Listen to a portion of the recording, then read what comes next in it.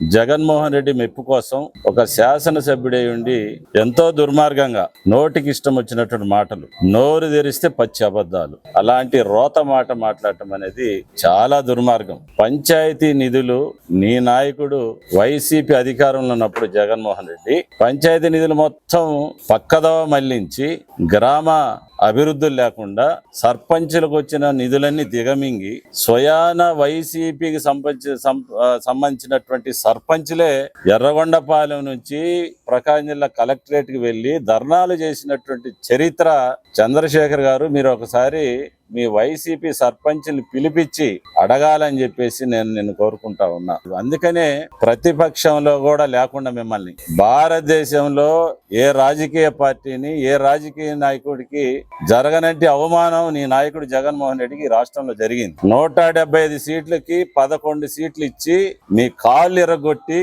అసెంబ్లీలో కనీసం ప్రతిపక్ష హోదా కూడా లేకుండా చేసినటువంటి చరిత్ర ఈ రాష్ట్ర ప్రజలది. ఎందుకంటే మీరు రోత పనులు చేశారు కాబట్టి. నీ ఇంట్లోనే ఒక సర్పంచ్ ఉంది, సింగరాయకొండ, మీ వదిన.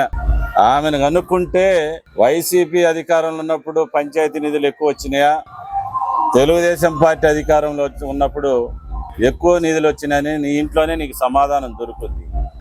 వైసీపీ సర్పంచ్ని అడగండి, నీ పక్కనే నీ భుజాల మీద ఉంటారు అందరూ, వాళ్ళని అడగండి. గత 5 సంవత్సరాల్లో వచ్చిన నిధులన్నీ, తెలుగుదేశం పార్టీ ఎన్డీఏ కూటమి ప్రభుత్వం ఏర్పడ్డాక వచ్చిన నిధులన్నీ అడగండి.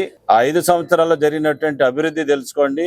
ఈ సంవత్సర కాలంలో మా నాయకుడు ముఖ్యమంత్రి శ్రీ నారా చంద్రబాబు నాయుడు గారి ఆధ్వర్యంలో జరిగినటువంటి అభివృద్ధిని మీరు తెలుసుకొని మాట్లాడాలని చెప్పేసి మిమ్మల్ని కోరుకుంటా ఉన్నా.